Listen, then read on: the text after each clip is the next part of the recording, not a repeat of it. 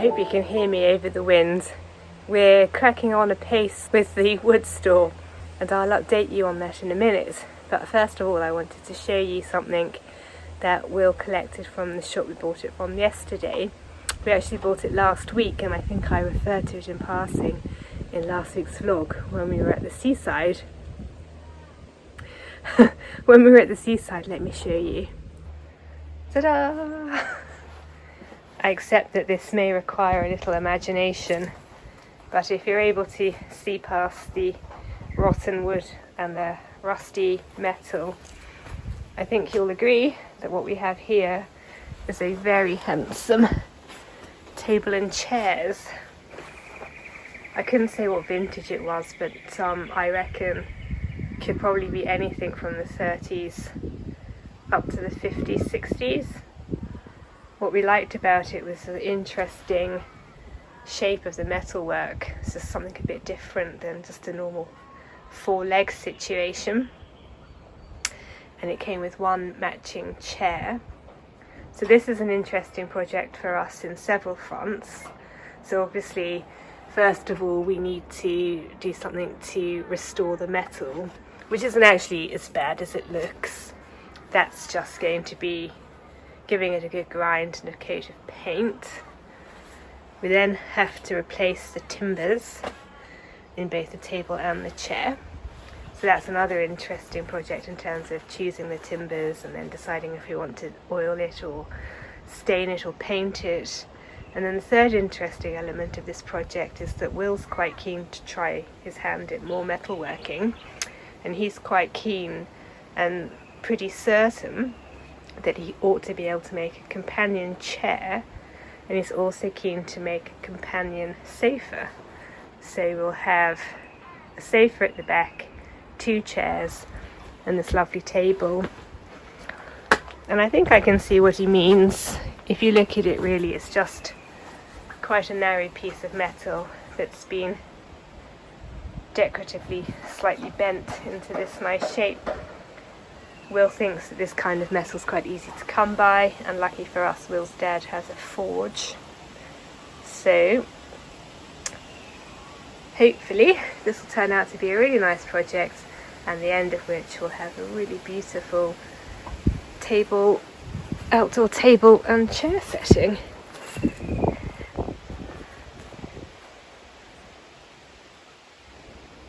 It was $60, by the way, which is about £30. Here we go then, the culmination of 1.5 days work. Yesterday it was the roof beams, and today we got up 2 rows of the wall supports. We just have the bottom row to go. The reason that we only got the 2 up, and I say only, but that's still quite good going, is because we're taking the trouble, or Will is taking the trouble, to cut these little notches in all the posts just to give it that little bit of extra support. Not strictly necessary, but because we were putting something flat onto something round, we both felt that this would be a good idea. So the building's just getting stronger and stronger and looking more and more building-like. We're actually away next weekend, so we won't be able to do any work on it then. But hopefully the weekend after that, which I think is a long weekend, so we'll have 4 days. Albeit we'll be doing his radio show. Nevertheless, we'll have 4 days in which I hope that even more progress will be made, and perhaps even we will have started to put up the walls. So stay tuned.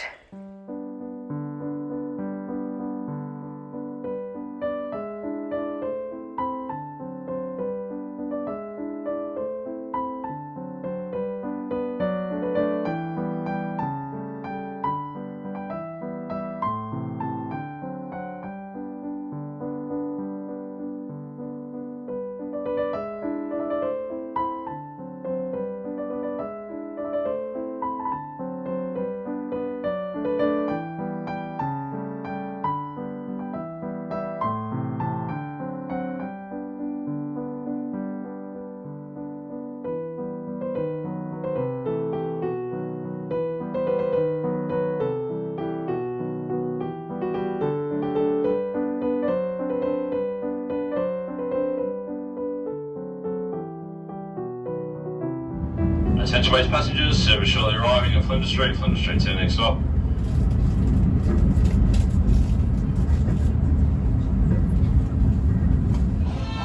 Well, I don't know how well you can hear me, but surprise! We're in Melbourne, as those travelling shots would have shown you.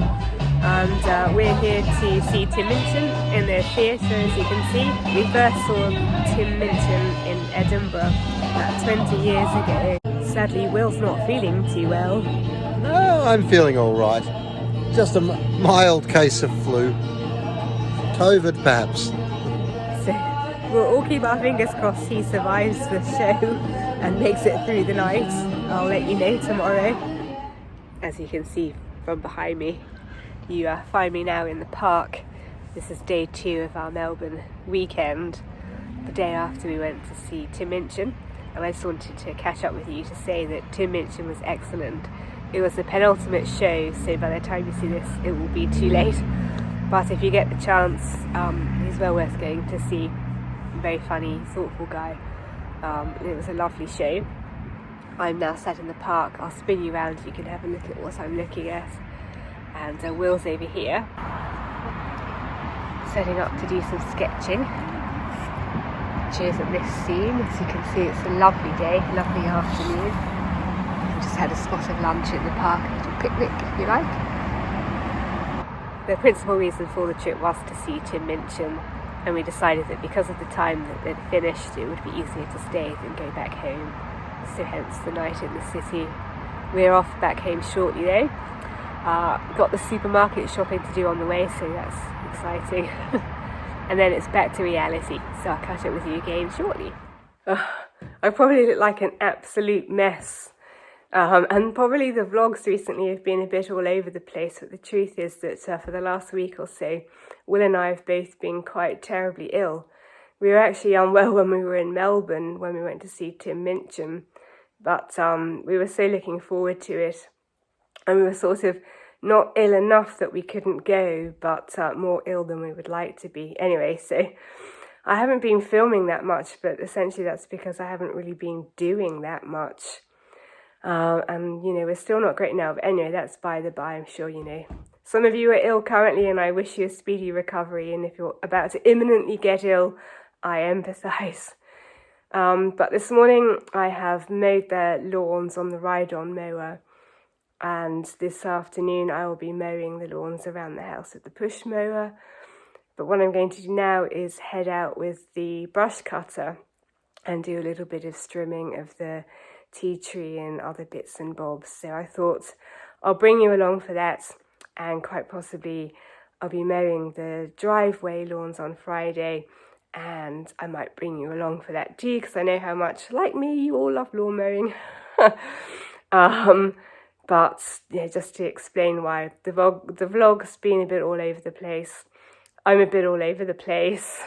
I don't know if there's any sort of sense of context or continuity with the content I've been putting up, or any sort of sense of storyline, which is what I try to create. But yeah, just not been great. But let's head out now and have a go at a bit of brush cutting.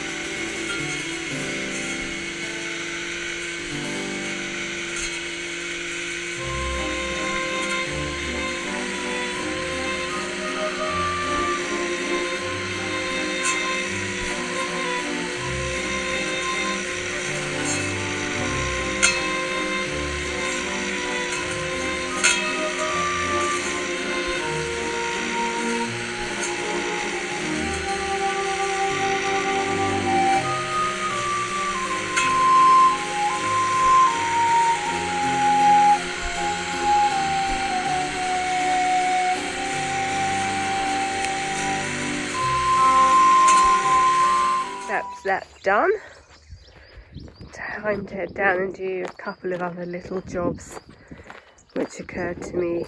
Oh, actually, hang on. I want this too.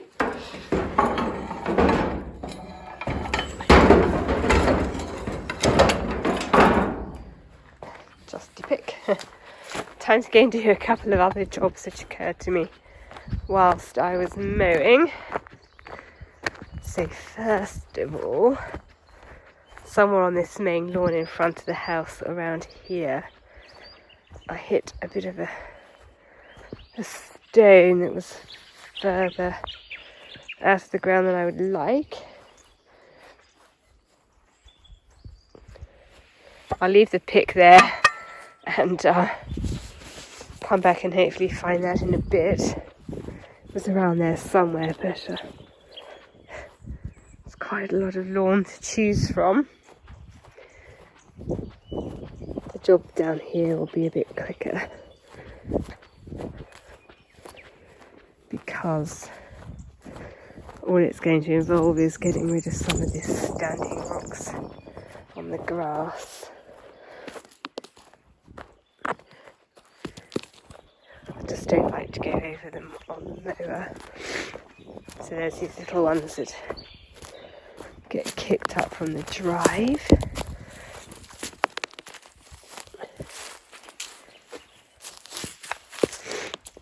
And then up here,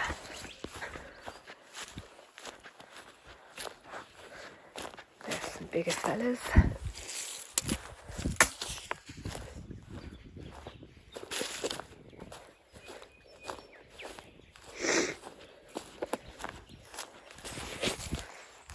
Sometimes you can't see them when they're buried under grass. And the last thing I want to do is mow over a rock like that. There's another one here. And then there was another couple hidden here. I can't really mow up this section anyway, but nevertheless, I don't want to clip these. And then lastly, a piece of tea tree here which snapped in the wind and was lying over the drive. So what I'm going to do is just saw that sort of hinge off and then relocate it with a pile of other tea tree, and I'll deal with that probably next autumn. I actually found the rock, which is surprisingly close to where I left the pick. So it's just here. High enough to be annoying, so I'm just going to yank that out. It's always the tip of the iceberg with these rocks. Like, this is literally the bit that was above ground. And this is the rest of it. Anyway, it's quite a nice one, so I think I'll add it to my pile of decorative rocks and come back down and fill that hole a bit. The other quick thing I want to do is up here in the grevillea garden. By the way, the grevillea garden has proven to be a little bit of a disappointment. Most of them have subsequently been munched by animals, so I may have to go a bit back to the drawing board with this. There's one there, but not looking like it's going to come to much. There's one up here which was getting sort of great guns, but this one here has subsequently been quite comprehensively munched. It was doing so well that it outgrew its cage, but that's obviously too irresistible. Anyway, that's by the by.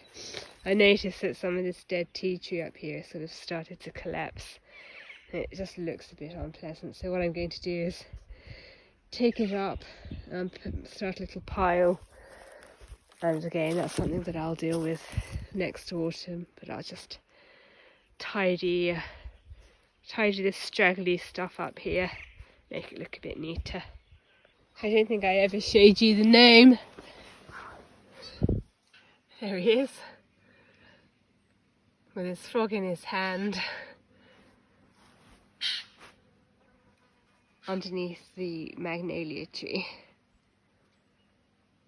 It's quite nice actually because you can see him from the house if you know where to look.